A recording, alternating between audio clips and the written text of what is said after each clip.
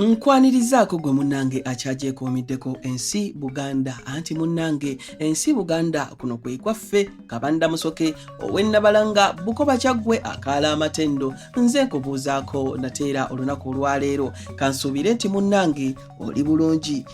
Tukyali mu katabo kaffe omulembe gwa Muteesa ebyokusoma kwe ebyokuzaalibwa kwe n'okukula kwe twabiraba. Kakati nno tutuuse ku ssuula egamba nti Dawudi Chwa akisa omukono. Munnange mu biseera ebyakomererayo mu bufuzi bwe Ssaabasajja Kabaka Dawudi Chwa yasalawo obutenyigira nnyo mu byabufuzi ng'ebisinga obungi abirekera baminisita be, era ebiseera ebyo Kabaka yali atawaanyizibwa obulwadde.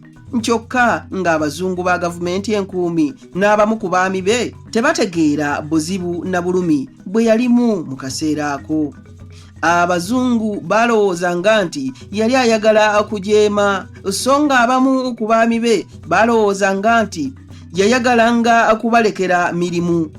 Weewaawo enkolagana ye n'abazungu yali tekyalimu bugumu n'akatono olw'ensonga ze yawaanyisaganyanga nabo ku nfuga ya Buganda, naye nga bo balabikanga abatafaayo okulowooza ku birowoozo bye yabagambanga.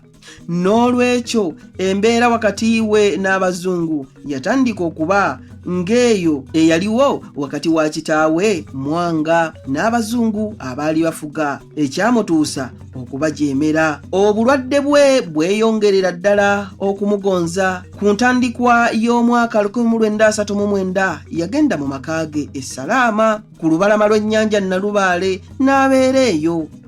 Baminisita be bagezaako okumusaba akomewo mu lubiri e Mengo we bamulabira amangu, naye n'agaana kubanga yawulira ng'obulwadde bumuyiisizza. Kigambibwa nti mu kiseera ekyo gavana yalowooleza ddala nti Kabaka yali ajeemye, era n'atumya amagye ga KAR okuva e Kenya gamukwate nga bajjukira embeera eyaliwo wakati waabwe ne Mwanga. Kabaka bw'alaba aweddeyo kwe kusenguka n'ava e Salaama n'agenda ewa maama we Evelyn kulabako Namasole e Lusaka okumpi n'Ekibuye ku lwa Novemba nga 21 omwaka 1939.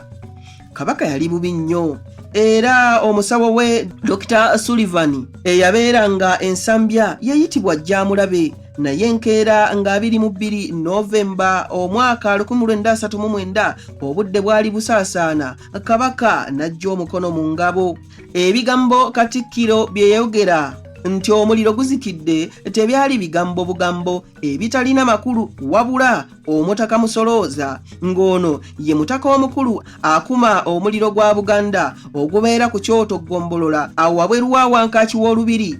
Olwali okuwulira ebigambo bya Katikkiro, ekyoto n'akifukamu amazzi n'omuliro ne guzikira, era n'ebisiki byonna n'abisaasaanya, n'abeeraawo ng'alinda Kabaka omulala lwaliteekebwako alyoka akuma ekyoto buto. Abakulu abasatu ab'amasaza n'abataka abakulu ekiro ekyo baakisula mu lubiri nga bateesa kumulangira anaalya Obwakabaka.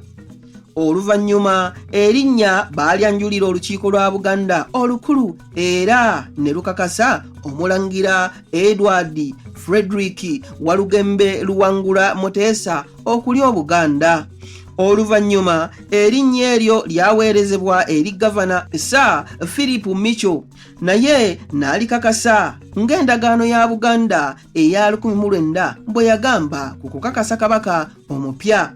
Olwo abakulu ne batuma omwami Hamu Mukasa eyali Ssekiboobo n'akima omulangira Muteesa e Buddo, n'ajja okubikka akabugo ku njole ya kitaawe ng'akabonero akasooka okutegeeza omulangira alidde Obwakabaka. Kabaka nga yakakisa omukono, gavana wa Uganda yalayiza abakulu bano okuba abakuza oba bayite ba regents ba Kabaka omuto ono eyali amaze okulya Obwakabaka. Yakakasa Martin Luther Nsibirwa Katikkiro, Rauli Kiwanuka omulamuzi ne Sserwano w'ofunira Kulubya wamu n'omuwanika. ng'ennaku z'omwezi 25 omwezi gwa Museenene 1939 ku ssaawa 3:30 ez'enkya enjole ya Ssekabaka yatwalibwa mu kkanisa Lutikko e Namirembe okusabirwa yakulemberwa Omulangira Yusufu Ssuuna taata omuto wa Muteesa, ekitegeeza nti muganda wa Daudi Chwa, Omulangira Gi Mawanda Kiweewa wa Buganda n'abalangira awamu n'abambejja abalala bangi abaaliyo mu kkanisa mu kusaba okwo. Kabaka Muteesa naye yalimu mu kusaba, naye teyagenda kuziika kubanga bakabaka b'e Buganda tebeetaba mu kuziika muntu yenna, era omuntu yenna ava okuziika takkirizibwa kugenda kulaba kabaka ku lunaku lw'aba akoze ekikolwa ekyo. Abange ebyo katubikomye wano, nange munzikirize nzire e Nabalanga Bukoba Kyaggwe akaala amatendo. Tuddingana ate mu kitundu ekirala ng'ate twongereza ku bino ebiri mu katabo Omulembe gwa Muteesa ow'okubiri. Ayi Katonda kuuma Namulondo.